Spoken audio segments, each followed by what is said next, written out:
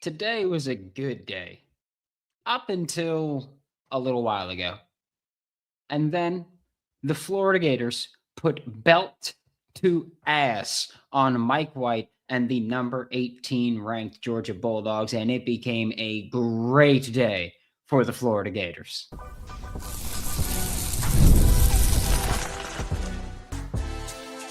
You are Locked On Gators, your daily podcast on the Florida Gators. Part of the Locked On Podcast Network, your team every day.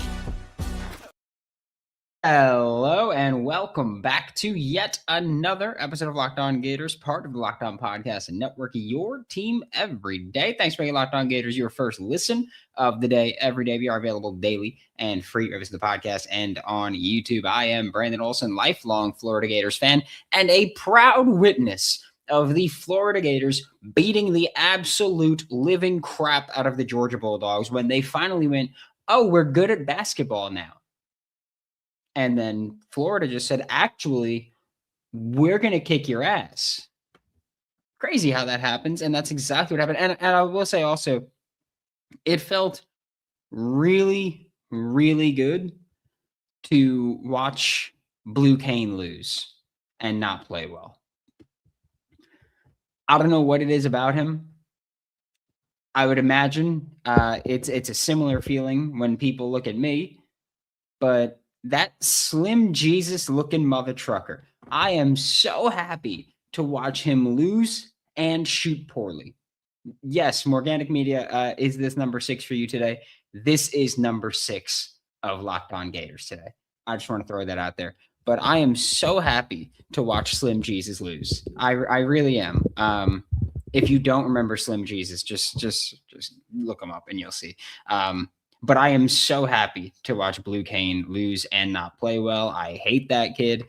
I can't even explain it. I can't explain it. I just hate that kid. And so I'm happy to see him lose. But also, this was one of the best games that we've seen from the Florida Gators, just in terms of how they actually performed. That's it. Like watching, by the way, still can't shoot a three to save their lives. Literally, if you were ever in like those social media posts when it's like, oh, this is who's shooting a three, they get one shot. If they make the three, you live. If they miss a three, you die. What's your birth month kind of thing?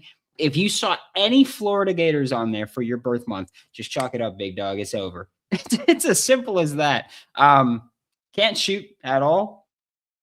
But this was maybe the best overall performance we saw. I enjoyed seeing Micah Handlockton, Urban Klavjar, and Isaiah Brown play as much as they did. One of my complaints in the game against Missouri was that they didn't play nearly enough. And in this game, 18 minutes for Handlockton, 25 minutes for Klavjar, and 13 minutes for Isaiah Brown. Isaiah Brown is coming along, right? He's established himself as the 8th man in the rotation. I will also say that in this game, Florida dominated on the glass. Florida had 56 rebounds. Georgia had 35. Being plus 21 on the boards is crazy. Georgia shot worse from 3 than Florida did, which is almost never happens. But Florida shot 6 for 25. That's 24%. Georgia shot 4 for 19. That's 21%. So Georgia shot worse from 3 than Florida did, which was awful and fun to see for the Georgia side of things. But also this was like the guard rebounding in this game for Florida was insane. It was insane. Boogie Fland had 8 rebounds. Xavier Lee had 3. And Isaiah Brown had 6. Like having the 3 guards combined for 17 rebounds is crazy. Was really like Boogie Fland finished 2 for 10, and it sucked. Right. He did not shoot well at all. And I do feel like this was one of the games where he had a couple of boneheaded turnovers.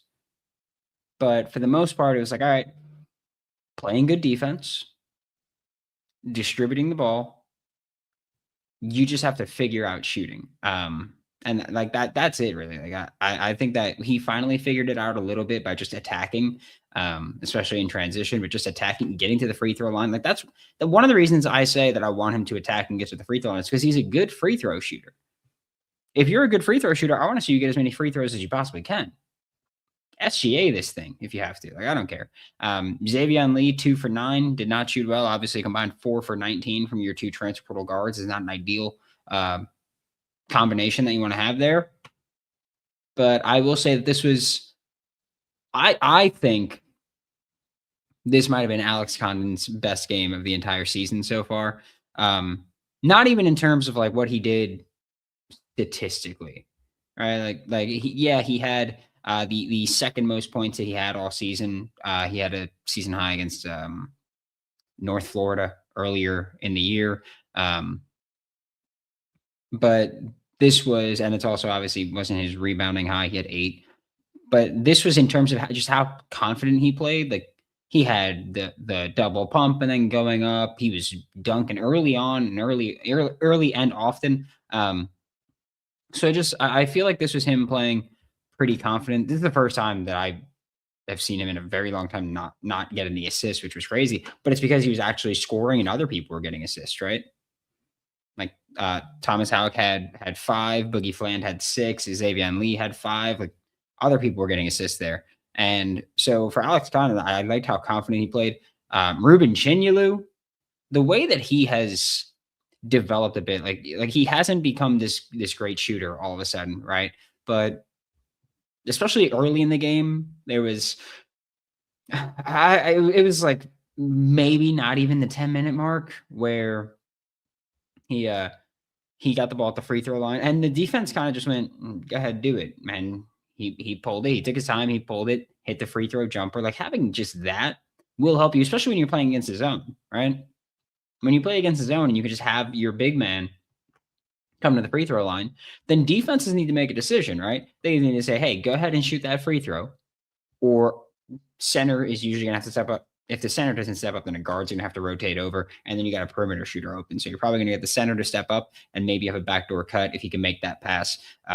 So I think Ruben Chinyelu, if he continues to just be able to hit that midi, that like free throw jumper, then we're going to be talking about someone that's becoming a more consistent offensive player.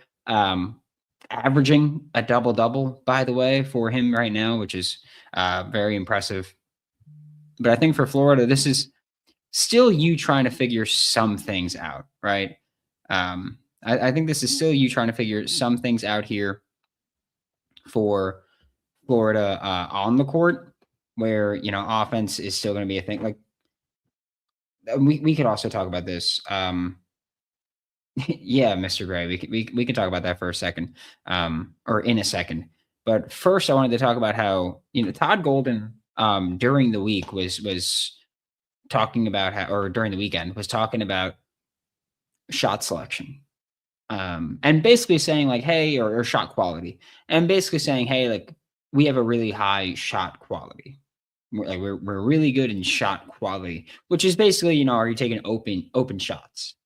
And I do think that it's worth the conversation to bring up the point of shot quality is not just open shots, right? Because if I've got Shaquille O'Neal on my team, right?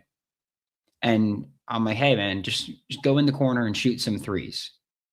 You're wide open. No one's ever going to guard you if you're Shaq, but you're going to shoot 0 for 7 from 3. Am I going to go, that's shot quality?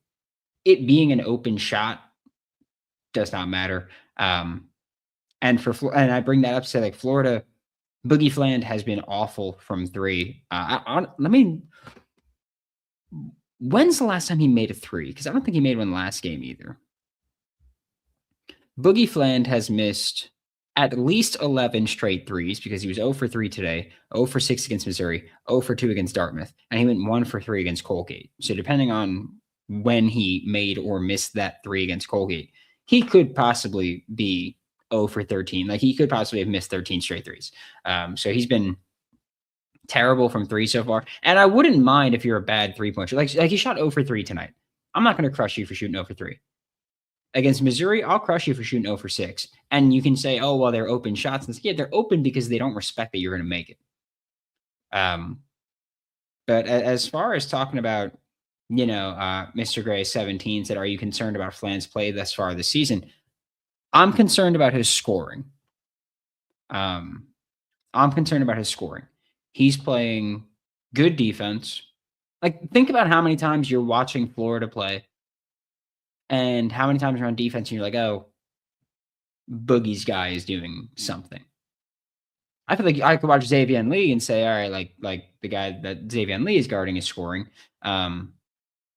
Yeah, VS. I'm saying depending on when versus Colgate he scored it. Like if he started 1 for 1 from three, then he's missed 13 straight threes. But if he ended with a three made, then he's missed 11 straight. Either way, that's such a small margin. I don't care. I don't know why I even brought up the point to like converse about that for a second. To be honest, it's almost 3 a.m. here. Let me rock. And so I think that he's playing good defense. The 3 turnovers today were not great. Florida under Todd Golden has pretty consistently struggled when a team presses up. I think last year they kind of figured it out a bit, but mostly because of having, so much experience. The 3 turnovers today that Boogie Fland had were uncharacteristic. I'm not going to be like, oh, he turns the ball over a ton. He usually has like 1 or 2. The last time he had more than 3, the last time he even had 3 turnovers was against Duke when he had 4. So I'm not going to like crush a guy that's getting, 5, 6 assists every game and 1 or 2 turnovers. I am going to say the scoring is not great. Xavier Lee against Missouri, they were crushing Lee with the backdoor cuts. If you like the Missouri game, I felt like especially they were crushing him with backdoor cuts. But for Boogie Fland, like I feel like scoring is the issue, shot selection is the issue, and when Boogie committed, that was my concern, was that I don't like his shot selection. And I remember when he committed saying that maybe with a better supporting cast around him, and a better system and a better coach around him, then maybe like he'll feel less forced to take worse shots, but nope. And at this, like that's also a thing too. Like right now, it's not even the shot selection right now. He's just missing a lot. And again, he's uncharacteristically missing. He wasn't a great shooter last year at Arkansas, but whatever the hell he's doing right now is not working. And I do think that part of it is, he had the UCL injury last year. I do think that part of it is just the pressure right now of saying like every time I shoot a 3, I'm open and I am missing these 3s. And it's just tough to break that mentally. I think he'll break it eventually. Do I ever think he'll be a great 3-point shooter? No, I'm not a lunatic, but I do think that he'll improve there. I think again, like his focus should be running the offense, but when he's looking for shots, attack the rim. Attack the rim. You shoot really well from the free throw line. Attack the rim and just get downhill. Like that's it. Xavier Lee offensively, again, I mean they're both black holes right now, scoring wise. Xavier Lee steals were there today, right? Boogie had 1 steal today, I think it was, and it was after Georgia got an offensive rebound. He ripped it out. But this is just like your guards aren't playing very well, and that's going to kill you once you get to the tournament. And I still do believe this team's going to make the tournament. I've been saying that I don't care about some of these losses. Like all of their losses have been very close losses, right? Neil, who are you talking about? Oh, Lee. Okay. Yeah. Yeah, Xavier Lee I feel like he's just always moving fast, right? I feel like he's just trying to go. Or not even that he's always trying to move fast, but he's always moving a little bit erratic. And hopefully he'll figure that out. Urban Klavjar, I mean, his role is guard that comes in, spaces the court, and he's doing that, right? Spaces the floor, and he's doing that. It would be awesome if, you had another guard that could do it, but your guards other than Urban Klavjar today went, 1 for 11? Boogie and Xavier Lee combined for 1 for 8, and then Isaiah Brown went 0 for 3. Someone's got to shoot. And Isaiah Brown is another player who just like, he just kind of is also erratic at times, but he's young, right? Like that's something that not surprised to see it. Not surprised to see that. We'll see him, become a little bit better. But like there were a couple times where he was in the corner when Georgia was in the 1-3-1 and Isaiah Brown would go in the corner. And as he's got the open, like if he just gets the ball in the corner and shoots, then he's there. But then he like insists on running in. And just like find your three. I'm fine with guys, honestly, and especially in a game where it feels like you're really ahead.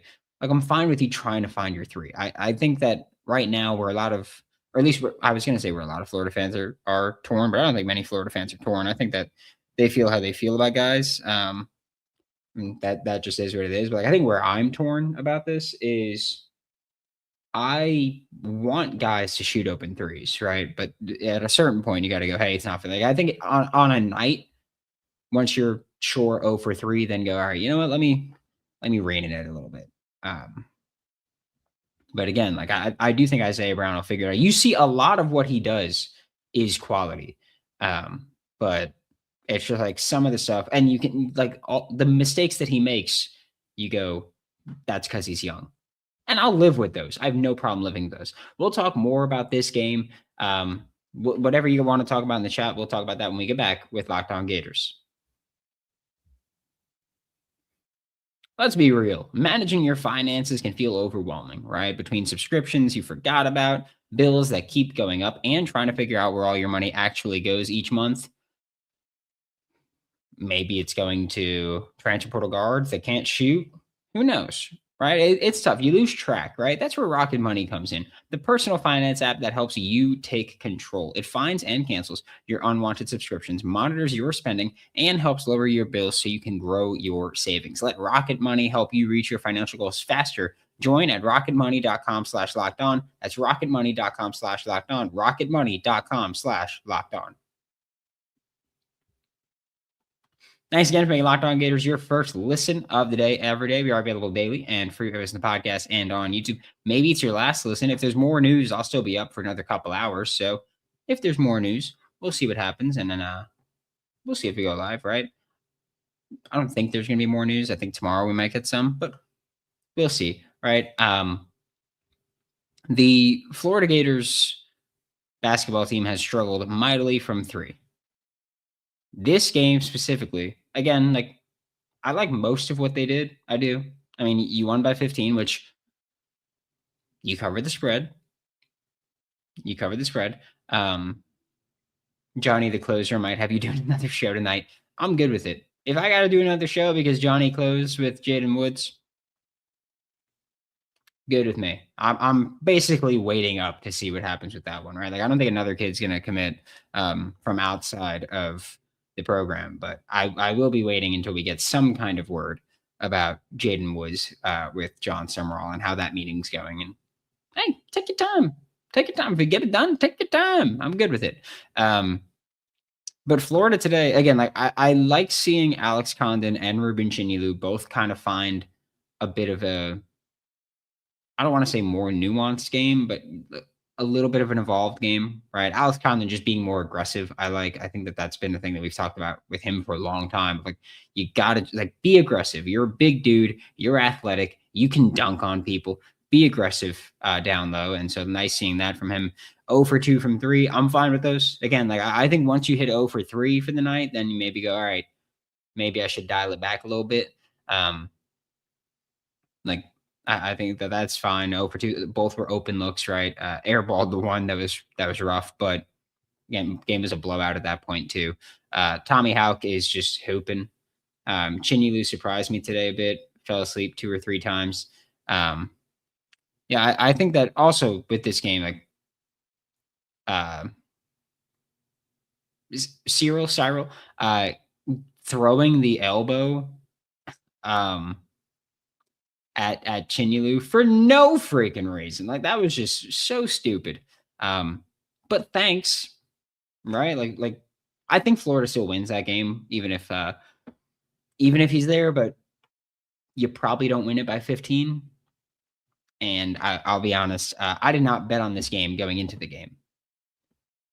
But once that happened, I did bet Florida to cover a 10.5-point spread. So thank you for that, because they obviously won by 15, so they covered that 10.5-point spread. But that was just insane. That was the most blatant thing I've ever seen. I couldn't believe it.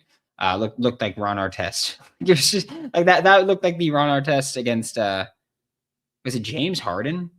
I think it was James Harden, where he just threw the elbow right in the face, except this one was, the forearm. But this is a Florida Gators team that they're still figuring things out. This was one of their better games. One of their better games of the season, right? I think, at least. Like, you played your rival, 18th ranked team, and you scored 92. You beat them by 15. It's good. I think Florida, again, it's about improving.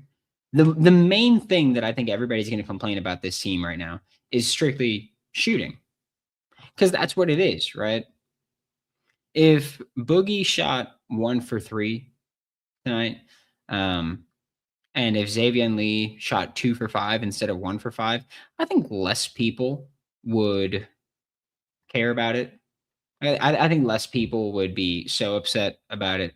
Urban Klobuchar, like, I see people going nuts about Urban Klobuchar. Like, I thought he played a fine game, but I don't think anybody played anything, or I don't think anybody as a guard played overwhelmingly great, right? Micah Handlockton had his best game of the season, in my opinion. 6 points, 11 rebounds. Finally looked like he figured it out on the offensive glass. He's been, this year, I feel like he just hasn't been as good at actually finishing, coming down with the offensive rebound. So glad to see him finally get that going. Tommy Howe crushing the glass. Like, this is a team that I think against Missouri, they know they were out hustled. I think this is a team that against Missouri, they know they're out hustled, which is what happened last year, right? Last year, Missouri out hustled them and beat them. That's exactly what happened last year. Missouri out hustled them.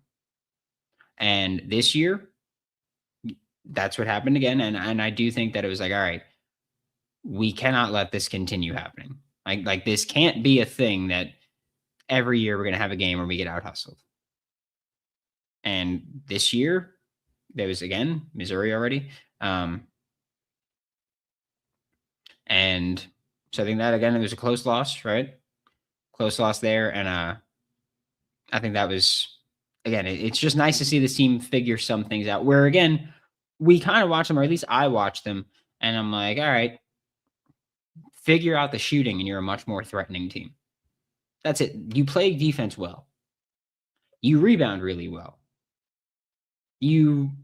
I guess we'll say, compared to last year, because last year this team, and by this team I just mean Florida, obviously it's a much different team, but last year team turned the ball over, and in conference play, and especially at some points in conference play, turned the ball over a good bit. This year you're having some just stupid stretches, but again, it's I think less consistent. You're not as good scoring, but defensively you're pretty good. I would like it if you forced more turnovers. That'd be fun, or force more steals specifically. But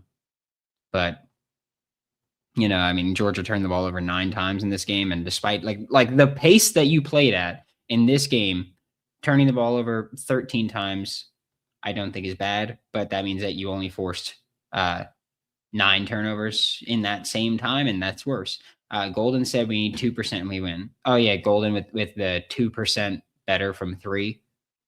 Yeah, sure. That's basically making 1 more 3 per game on the same number of shots. But you're not doing that. like you're not doing that. Sure, yeah, you hit 2% higher, but that's not what won you the game, right? You destroyed this team. You didn't destroy this team because you shot 1% high or 2% higher field goal percentage. Like, you destroyed this team because you beat the crap out of them on the glass. Out rebounding them by 21. That is domination on the glass. But like, you look at close game, like the close losses, because that's also what he's talking about, is that he's saying, like, in the losses that we've played, or in the losses, like in the games we've lost, if we shoot 2% better, then we win. But that's not even analytics. Yeah, in the games you lost, if you play better, you win. Yeah, that's what happens with wins and losses. Like, if you play better, you win. Who'd have thought? Insane concept, right? The thing is just like you're not doing that. This is a team that genuinely does a lot of things really well. They rebound really well. They play defense well. They get to the line at a good rate. They should be getting to the line more because they should be shooting less threes and attacking the paint more. But they get to the line, right? They're not taking bad twos. They don't shoot many middies, almost no middies. They are a very analytic team in the sense of around the rim twos and threes. So they're doing that really well. They limit threes from the other team, which is thankful because if they didn't, they'd be getting smoked because you can't shoot threes. If you're allowing threes and you can't shoot threes, you're going to get blown out. Right? It's like in football. If you can't create explosive plays and you give up explosive plays, you're not going to win many games. And so Florida, like it's, I will say also part of basketball. I think that's really fun with this is that basketball, with there being so many games, you get to watch teams actually go through their ebbs and flows. You get to watch them at the start of the season before conference play and then see what their flaws are, see where they're weak, and then conference play starts and things get way more intense. And you get to see how they develop there and how they grow there. And I don't know, maybe it's the nerd in me, but like I think that part of it is incredible to watch. It's just awesome to watch there. Great defense. I mean, you held Wilkinson to 2 points on 1 for 9 shooting. The commentators wouldn't shut up about how they were containing him. But I think with basketball, that's the really cool thing is like football, you get 12 games. You see some things and you see growth, but you don't get to see it, 2 times a week. You don't get to see it 40 times in a year. But with basketball, you get to see it a ton. And I think that's really fun to just watch that growth process and watch how coaches change and how the approach to playing basketball changes and watch how players change and watch where they improve or get worse. But just seeing actual growth and change during the season to me is incredible during basketball. The margin versus top teams in D1 is so slim. We just got to get over the hump. Like you said last time, maybe do less 3-point and shoot closer, but I think they'll either peak when it's important or they won't. Yeah. I don't think they're going to change with how much they're shooting threes. I think that Todd Golden is set in his ways. And I think part of it is saying like, we're getting open looks. I think that's absolutely right. Like you are getting open looks. And I understand saying we're getting these open looks. Now we just need to hit the shots. Because you're right. You're getting open looks. If you hit the shots, you're going to score considerably more and you're going to win more games. But at the same time, like at what point do you say we've been getting open looks, but we're not hitting the shots?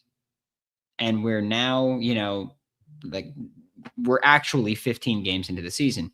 But like at what point, like, do you say like, hey, now we're 22 games into the season. We've got conference play with a decent sample size and we're still not hitting the shots. At what point do you change is what I want to know for Todd Golden and the team. Or are you just going to say, hey, we're either going to win shooting threes or we're going to lose shooting threes. It's up to our guys to execute. And I'm really, really curious about how that goes. Because again, defensively, rebounding, you're there. I mean, I think for most areas, you're pretty good. And it's kind of just shooting right now that we talk about, right? Boogie Fland, I want him to just attack the paint, partially because he's not shooting well, but also partially, first off, actually, let me talk about this real quick for Boogie, and then we'll wrap this up. But like Boogie Fland right now, I want you to attack the paint because you're not shooting well. You are a good shooter from the free throw line, which again matters. But also, like, it felt like once he started attacking, it felt like he started playing more confidently. I want you to play more confidently. I don't want you to think like, oh, I'm not shooting well. I need to stop shooting here. I want you to play more confidently because you should be. Attack the paint, get to the free throw line, build your confidence up, and then maybe you start shooting threes when you're open. And when you're just like, you know what? I am hooping right now. So I'm just hoping that he gets better there. True. I mean, last year we had a weird games where when we shot threes all game or didn't at all, it's definitely more balanced. Yeah. I also think that just with Condon, Houck, and Chinyelu, like, you should be attacking more, especially with the way that Condon and Chinyelu are setting screens like basically boxing out and blocking for you. You've got the lanes. Attack. I think for me, part of it is there are very few teams in college basketball that I think you can hammer the paint against, and they're not going to foul you a lot. Like, if you put an added emphasis to attacking the paint, I think these college bigs are going to get in trouble. And the way that I think about it is you've got Condon, you've got Chinyelu, you've got Houck, and you've got Hanlogton. If you attack the paint and get other teams' bigs into foul trouble, you're going to get their backups against your very talented front court. That sounds like a great strategy to kick ass. Like that's just the way that I think about it. And maybe I'm wrong. I'm not saying that I'm absolutely right. I'm way I understand there's people that are way smarter than me for football, basketball, for all these things. But to me, that would be my approach, because I think this team's good attacking the paint. I think this team is maybe Todd Golden's best free throw shooting team we've had so far. I know statistically last year's team was a little bit better, but I also think just in terms of like Condon is a better free throw shooter, or I feel like a more consistent free throw shooter this year. Maybe I'm wrong in that. It just feels like he's less of a liability at the line. Chinielo's less of a liability at the line, it feels like. So maybe I'm wrong there, but I do think that, this team would benefit from there. And then, of course, Boogie Flan, Xavier Lee, attack the paint, get to the free throw line, build some confidence there. The Florida Gators are now 1-1 in conference play. Todd Golden has started 0-1 in conference play. Again, he's never won that first game in conference play for the Florida Gators. This week, the Florida Gators play on Saturday at noon Eastern against the Tennessee Volunteers, number 21 ranked at this moment. Tennessee Volunteers at home. So it's going to be in Gainesville again, where Florida should be considerably better, which, by the way, I think it's incredible how the commentators or how the broadcast, whenever they're in Gainesville, you can hear that student section so clearly. I heard someone yell, "Blue Cane, you suck." Whoever did that, I love you. I said it before, I hate that Slim Jesus looking kid. Have hated him ever since he got to Georgia. I just can't stand that kid. So I will say that. But thank you for making Locked On Gators your first, maybe last, listen of the day. Every day we are available daily and free every single podcast and on YouTube. I am Brandon Olsen. Find all of my written work with New York Giants on SI and swampsignal.substack.com. We will be back. I mean, if there's news tonight within the next few hours, we will talk about it. We'll be going live for it. If there's not, we'll be back tomorrow morning, 3 a.m. Eastern time on audio platforms, wherever you listen on audio, and 8 a.m. Eastern on YouTube. We'll be talking about this awesome transfer portal day for the Florida Gators. And until then, I will see you all next time.